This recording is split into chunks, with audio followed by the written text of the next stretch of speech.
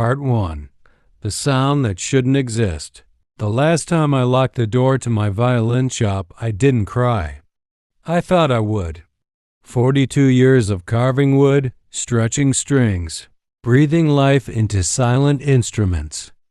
And it ended with a simple click of a key and a sign in the window that read, "Closed permanently." My wife, Eleanor, used to say the shop had a heartbeat. Listen carefully, she would whisper whenever I sanded maple late at night. The walls remember every song. Eleanor had been gone 3 years. Cancer doesn't care about violins or memories. I kept the shop open after she passed, not because business was good. It wasn't, but because every corner held her laughter. Her old violin still rested on the back wall, inside a glass case. I never sold it, never touched it after she died. That instrument was hers, and hers alone. The night I closed the shop for good, I stayed longer than usual. I ran my fingers across workbenches worn smooth by decades of shaping wood. I inhaled the familiar scent of varnish and cedar. Then I turned off the lights. Darkness swallowed the room. I stepped outside, locked the door, slipped the key into my coat pocket. That should have been the end, but it wasn't. I had barely reached my truck when I heard it. A single note. Soft, clear, perfect. It drifted through the cold evening air like breath on glass. I froze. The sound came from inside the shop. Another note followed, higher this time. Then another. A slow, trembling melody I hadn't heard in years. My heart began to pound. There was no electricity. I had shut everything down. The building was empty. I had checked every room. And yet, the music continued. It wasn't random noise. It wasn't wind brushing strings. It was deliberate, controlled. The exact lullaby Eleanor used to play when our daughter Clara was small. My hand trembled as I unlocked the door. The shop was dark, silent, too silent. I stepped inside and flipped the light switch. Nothing moved. Everything stood exactly as I had left it, except the glass case. The door to it was slightly open. My wife's violin rested inside, but one string vibrated faintly, still humming from a note that had just been played. My blood ran cold. I was alone. I had been alone. I walked slowly toward the case. "Don't," a voice seemed to echo in my mind. But I reached out anyway. The wood felt warm. Not room temperature. Warm, as if someone had just been holding it. I pulled my hand back. That's when I noticed something else. The small motion sensor camera I had installed years ago, hidden near the ceiling after a minor break-in, had its tiny red light blinking. Recording. I swallowed hard. No one else knew about those cameras. Not even Clara. And then something else hit me. Clara had stopped by earlier that day. She said she just wanted to say goodbye to the shop before I closed it. She had stood in front of her mother's violin longer than usual. I remembered the way her fingers hovered near the glass, the way she had whispered something I couldn't hear. I suddenly felt a chill crawl up my spine. I locked the door behind me, pulled the blinds down, walked to the small office in the back. My hands shook as I turned on the old monitor connected to the security system. If someone had entered after I left, I would see it. If something impossible had happened, I would see that too. The screen flickered. Static. Then footage from earlier that afternoon. Clara standing in front of the violin case. The timestamp read 4:12 p.m. I leaned closer. She wasn't alone. There was someone behind her. A shadow. Tall. Unfamiliar. My heart slammed against my ribs. The violin began to play again. Soft. Slow. Right there in the empty shop. And on the monitor, the shadow moved. I realized something terrifying. The violin hadn't started playing when I left. It had started when she left. And the cameras were still recording. I reached for the playback controls. Whatever I was about to see, I wasn't ready for it. Part 2. The shadow behind her. My hands hovered over the keyboard. For a moment, I considered turning the monitor off. Some truths are easier left unseen. But the violin kept playing. That same lullaby Eleanor used to play when Clara was afraid of thunderstorms. The same melody that once filled our tiny apartment when we could barely afford rent. The same song Eleanor whispered was our family's promise, and now it was echoing through an empty shop. I pressed rewind. The footage jumped back to 4:10 p.m. Clara entered the frame first. She looked tired, pale, more fragile than I remembered. She walked slowly toward the display case and stopped. Her lips moved. I leaned closer to the screen. The audio on those cameras was poor, but I could make out fragments. I didn't mean for it to go this far. My chest tightened. Then, at 4:11 p.m., the shadow appeared behind her. A tall man. Broad shoulders. Face partially hidden by the angle. He didn't touch her. He didn't speak. He just stood there, watching. Clara turned slightly, as if she felt someone behind her, but when she looked over her shoulder, no one was visible in front of her, because he was just outside the camera's clearest angle, standing in the blind spot. My pulse hammered in my ears. The man stepped forward, clearer now, and I recognized him.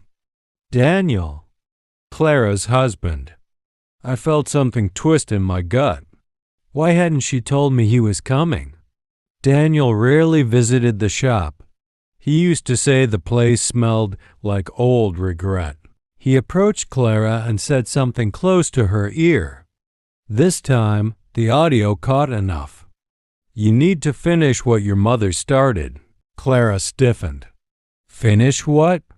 Daniel's hand hovered near the glass case. Clara shook her head quickly. No, not here. Daniel smiled. Even through the grainy footage, I could see it wasn't a kind smile. He reached into his coat pocket, pulled out something small, metallic, thin. He slipped it into Clara's hand. My breath caught. A key.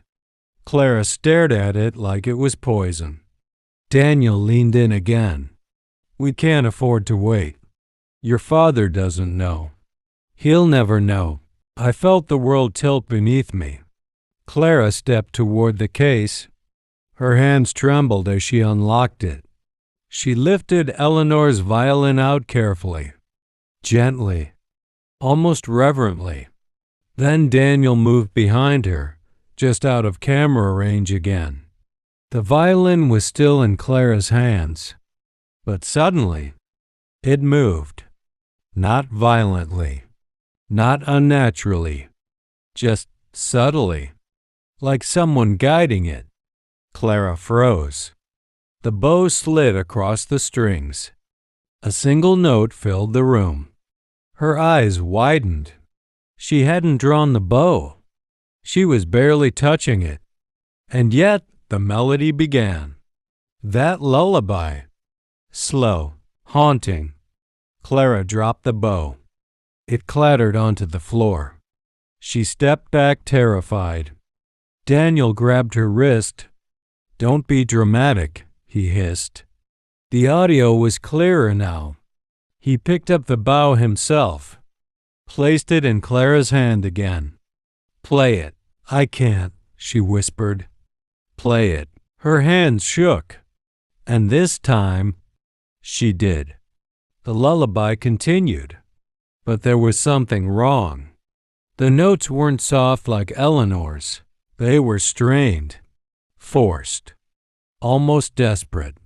Daniel stepped closer to the camera, and I saw his face clearly. Not confusion, not fear, excitement, like he had been waiting for this moment.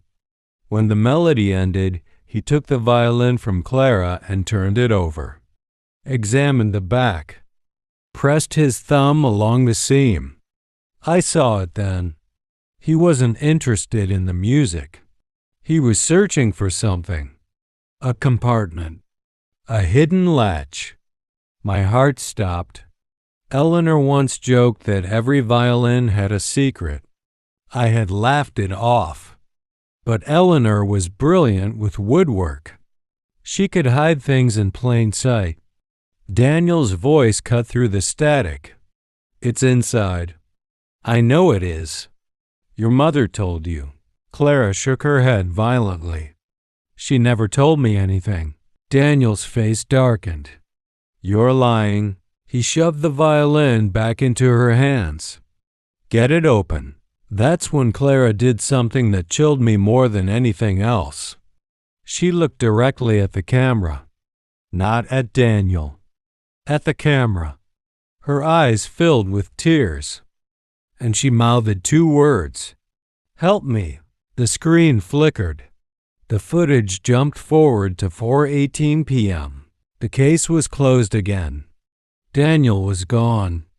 Clara stood alone. She wiped her face, locked the case, and before leaving, she whispered toward the violin, I'm sorry, Mom. Then she walked out. The shop was empty again. Until 6:02 p.m. That's when the violin began to play by itself. No one visible. No bow in sight. Just the instrument vibrating inside the glass case, playing the lullaby. Perfectly. And when the melody ended, the camera caught something I hadn't noticed before. The seam on the back of the violin was slightly open, as if something inside had shifted or been disturbed. My breathing turned shallow. Daniel wasn't after music. He was after whatever Eleanor had hidden inside that instrument. And if Clara had come back earlier today, then the violin hadn't been playing alone. It had been warning me. And I suddenly understood something terrible. This wasn't about nostalgia. This wasn't about grief. It was about whatever Eleanor had left behind. Something Daniel believed was valuable enough to threaten my daughter for. I turned off the monitor slowly. The shop felt different now. Not haunted. Watched. And I knew one thing with certainty. Tomorrow morning, I would open that violin. Because whatever secret Eleanor had hidden had just put my daughter in danger. Part 3. The Hidden Compartment. I didn't wait until morning. When you've spent 4 decades shaping instruments with your hands, you learn one thing: wood keeps secrets, but it also reveals them to those who know where to look. The shop was silent now. The violin hadn't played again, but I could still feel it. That tension in the air, like something unfinished. I walked slowly to the display case and unlocked it.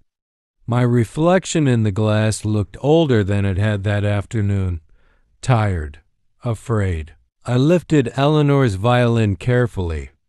It felt heavier than usual. Or maybe that was just my hand shaking.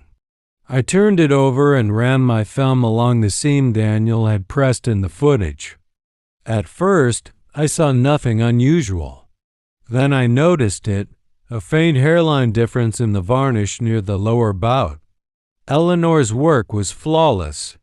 If there was a variation, it had been intentional. She once told me, the safest place to hide something is inside something beautiful. I swallowed. With the precision knife I used for fine repairs, I gently traced the seam.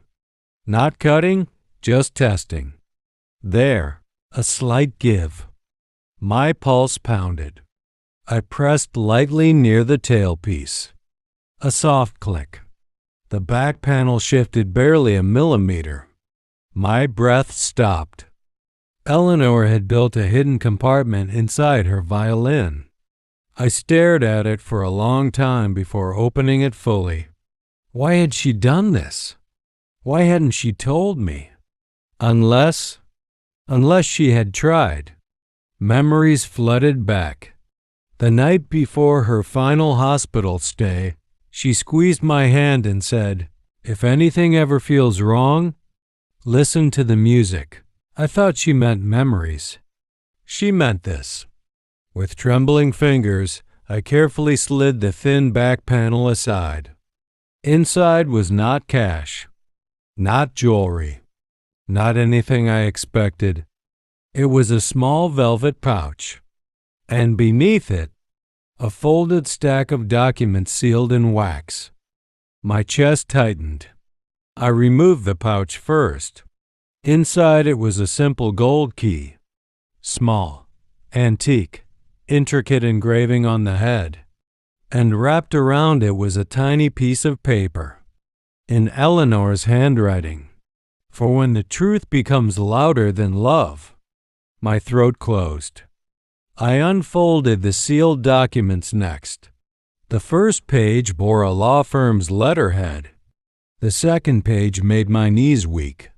Property deeds, investment transfers, trust agreements, Eleanor's name, then mine, then Clara's, and one name missing, Daniel. My vision blurred. Eleanor had moved everything. The shop property, our savings, the insurance payout, the land outside town I thought she had sold years ago. She had placed it all into a trust, controlled by one condition. I scanned the page rapidly. The assets shall transfer exclusively to Clara upon confirmation that she is no longer under coercive financial influence from her spouse, Daniel Hartman. My heart thundered. Eleanor knew. She had known about Daniel's greed before I did. There was more. Attached to the trust documents was a notarized statement. Daniel had been investigated 3 years ago for financial manipulation in a prior relationship. Charges dropped. Settlement sealed. Eleanor must have discovered it. She protected Clara without telling me. And Daniel must have found out. That's why he was searching the violin. That's why he pressured Clara. He knew something valuable was hidden. He just didn't know what. The key. I stared at it again. There was a small engraving on its side. A number. 32. 32. I suddenly remembered something. Eleanor had 32 storage lockers at the old industrial complex outside town. She claimed they were for archive shop wood and tools. I never questioned it. I stood frozen in the shop as realization settled like cold fog. Daniel believed there was money hidden in the violin. But what he didn't know was that the violin was only the first piece. Eleanor had built a safeguard, and Daniel had just revealed himself trying to bypass it. My phone buzzed suddenly. I nearly dropped the violin. It was Clara. I answered immediately. "Dad." Her voice was shaky. Daniel's furious. He thinks I lied about something. I kept my voice steady. "Did he hurt you?" "No, but he won't stop asking about Mom's. Back up. He says she wouldn't trust you with everything." I closed my eyes. "She didn't," I said softly. Silence. "What do you mean?" "I mean your mother was smarter than both of us." Another pause. "Dad, what did she hide?" I looked at the open violin in my hands, at the empty shop around me, at the life I thought I understood. She hid a future, I replied, and then I made a decision. Clara, I said carefully, come to the shop alone. She hesitated. Dad, what's happening? I stared at the monitor where Daniel's face still lingered in my memory. What's happening? I said quietly. Is that your husband just tried to steal something he doesn't understand? A knock echoed suddenly from the front door of the shop. Hard, sharp, 3 times. Clara gasped on the phone. Dad, Daniel just left the house. The knocking came again. Louder. I stepped toward the door slowly, the violin still open in my hands, and I realized something terrifying. Daniel wasn't done searching, and he had no idea. I already knew everything. Part 4. The man at the door. The knocking came again. Slow, deliberate, not panicked, not angry, confident. I placed the violin carefully back into its case, but I didn't close the hidden compartment. The velvet pouch and documents were already inside my coat. Another knock. Open up, sir. Daniel's voice called from the other side. We need to talk. I walked toward the door without turning on the front lights. Through the frosted glass panel, I could see his silhouette. He wasn't alone. A second shadow stood slightly behind him. Taller, broader. My stomach tightened. I unlocked the door but didn't open it fully. Just enough to see Daniel's face. He smiled. Too easily. Working late? He asked casually. I studied him in silence. You already know that answer, I said. His smile thinned. The man behind him shifted slightly, revealing a leather jacket and a cold stare. Not someone I recognized. Dad, Daniel said smoothly, stepping closer. Clara mentioned you were upset earlier. I thought we could clear the air. Clara didn't mention you were coming here, I replied. He shrugged. She worries too much. His eyes flicked past me into the shop, toward the back wall, toward the violin case. He was searching. You closed the shop, he continued lightly. Shame. That violin of Eleanor's? It deserves a better home. I didn't respond. The second man spoke for the first time. Let's not waste time. His voice was low, controlled. Daniel's charm slipped slightly. We know she hid something, Daniel said more directly now. Inside that instrument. You don't have to play games. I let the silence stretch. You broke into my shop earlier, I said calmly. Daniel's jaw tightened. We didn't break anything. You used a key. His eyes flickered. He hadn't expected that. Clara gave it to you, I continued quietly. Under pressure, the second man stepped forward. Look, old man. Daniel raised a hand, stopping him. He forced a softer tone.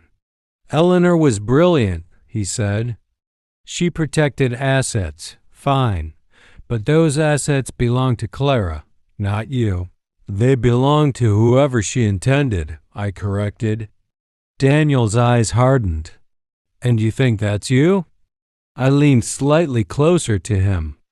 I think, I said evenly, that you're afraid. For a second, something dangerous flashed across his face. Afraid of what? That you married the wrong woman to manipulate. Silence. Cold air slipped through the crack in the door. The second man shifted impatiently. Enough, he muttered. Daniel's composure cracked. Where is it? He demanded suddenly. What did she hide? I didn't blink. What makes you think she hid anything? His nostrils flared. I saw the seam. Of course he had. You don't build hidden compartments in violins for sentiment, he snapped. No, I agreed softly. You build them for protection. The second man stepped forward again. You don't want this to get complicated. I studied him carefully. He wasn't family. He wasn't a friend. He was leverage. Who are you? I asked calmly. Daniel answered for him. A consultant. I almost laughed. No, I said quietly. He's a collector. The man's jaw tightened. Daniel's voice dropped. Let's stop pretending. Eleanor transferred everything. We know it. We just don't know where the control mechanism is. Control mechanism. Interesting choice of words. He didn't want the money. He wanted control over the trust. Over Clara. Over everything. You think she trusted you? Daniel continued, voice sharp now. You, who never noticed what I was doing? That hit. Harder than I expected. Maybe he was right. Maybe I had been blind. But not anymore. I reached into my coat pocket slowly. Both men stiffened. I pulled out only one thing. The gold key.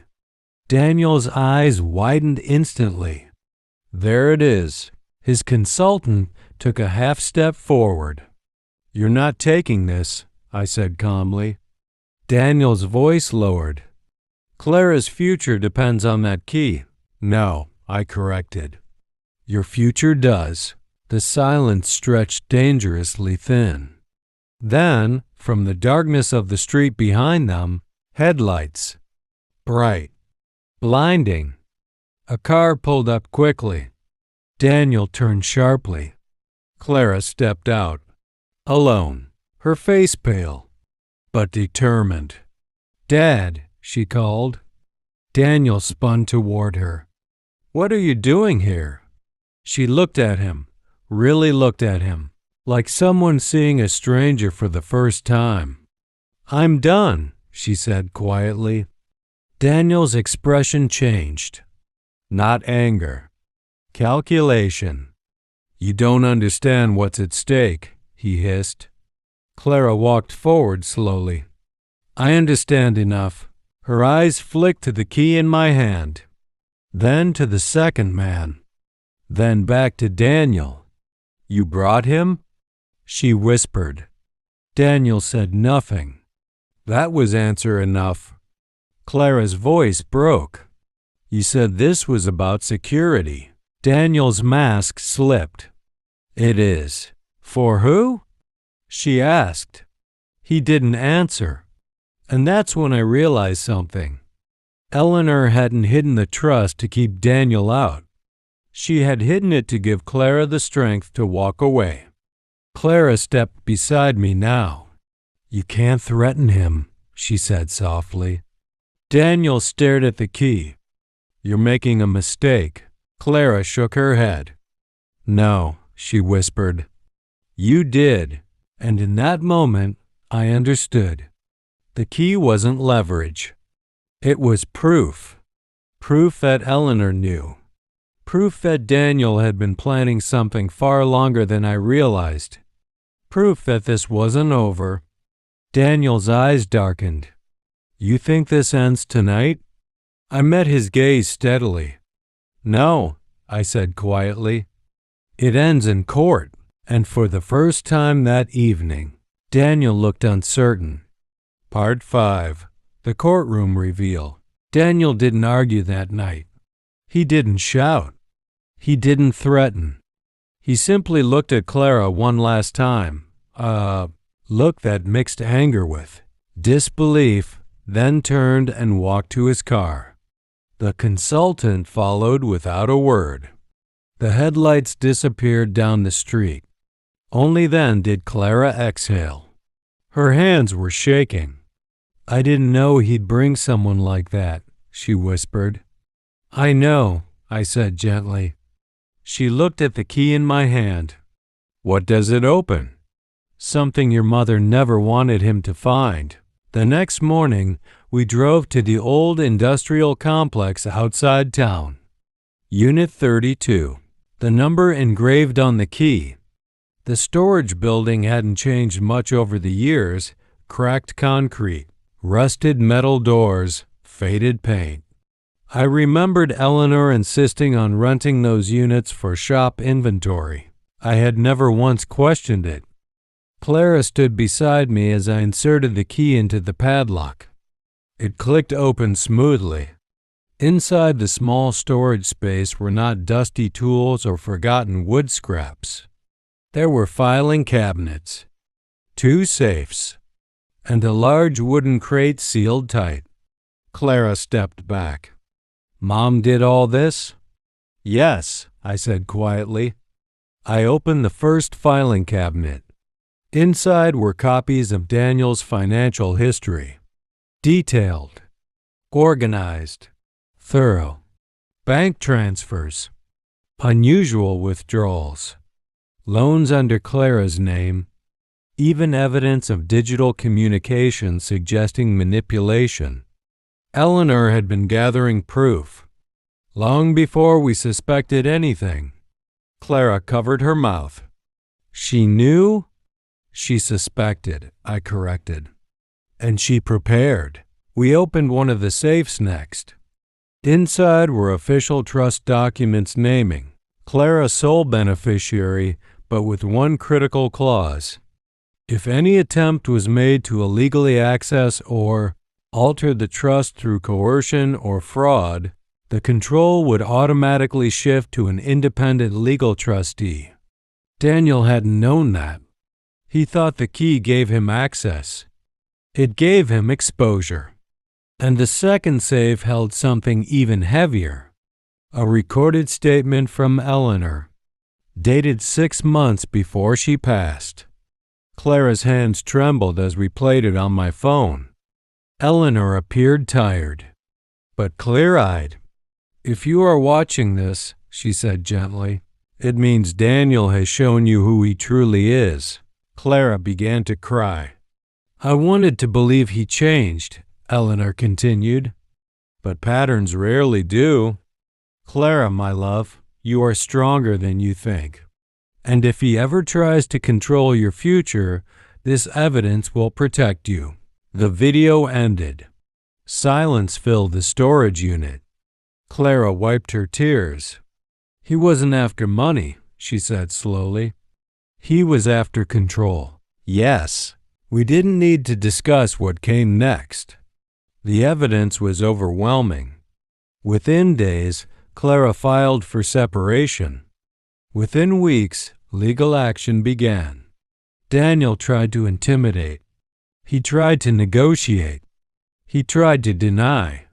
But the footage from the shop, the documents from the storage unit, the notarized trust, and Eleanor's recorded statement left him cornered. The courtroom was quiet the day the judge reviewed the evidence. Daniel's lawyer attempted to argue misunderstanding, financial miscommunication, but the consultant had already been linked to prior asset recovery schemes. The narrative collapsed quickly. When the judge addressed Daniel, her tone was firm. "You did not attempt to protect your wife's inheritance," she said. "You attempted to access it through coercion." Clara sat beside me, back straight, eyes steady. Daniel finally looked at her. For a second, I saw regret. But it wasn't regret for what he had done. It was regret for failing. The court granted Clara full control of the trust. A restraining order followed. Financial misconduct charges were pending. When it ended, Daniel was escorted out, not in handcuffs, but stripped of leverage. That night, Clara and I returned to the violin shop. It no longer felt haunted. It felt guarded, protected. Clara stood before her mother's violin. "Do you think it will play again?" she asked softly. I looked at the instrument resting in its case. "I don't think it needed to," I said. It had already done its job. It had warned us. It had revealed the truth. And it had given Clara the strength to walk away. Clara touched the glass gently. I thought Mom left me a secret, she said. She did, I replied. What was it? I smiled faintly. She left you proof that you were never alone, and for the first time since I closed the shop, the silence felt peaceful. Not empty, just quiet. The way music feels before the first note begins. Part 6 finale, the last song. The court case didn't end everything. It ended Daniel's control, but it didn't erase the hurt. For weeks, Clara stayed with me in the small apartment above the violin shop, the place I had planned to sell along with everything else. Funny how life works. The building I thought I was closing forever became our refuge. Daniel tried once more to contact her, not with anger, with apologies. Long messages about stress, pressure, bad advice from the consultant, promises of therapy, promises of change. Clara read them all. Then she deleted them. I married who I hoped he was, she told me one night staring out the window. Not who he proved himself to be. There's a difference between love and illusion. Eleanor knew that. That's why she prepared. A month later, Clara stood in the shop holding her mother's violin again. This time, there were no hidden compartments. No secrets left inside. Just wood, strings, memory. I want to learn, she said quietly. You already know how, I replied. I mean properly. So we began. Every evening after dinner, she practiced. At first, her notes were uneven, fragile, hesitant, but something happened around the third week. The music stopped sounding like effort. It started sounding like healing. One night, as she played the lullaby Eleanor loved, I stepped outside to listen from the street. The melody drifted through the open window. Clear, steady, alive, no ghosts, no shadows. Just my daughter reclaiming something that had once frightened her. When she finished, she looked at me. Do you think Mom would be proud? I didn't answer immediately.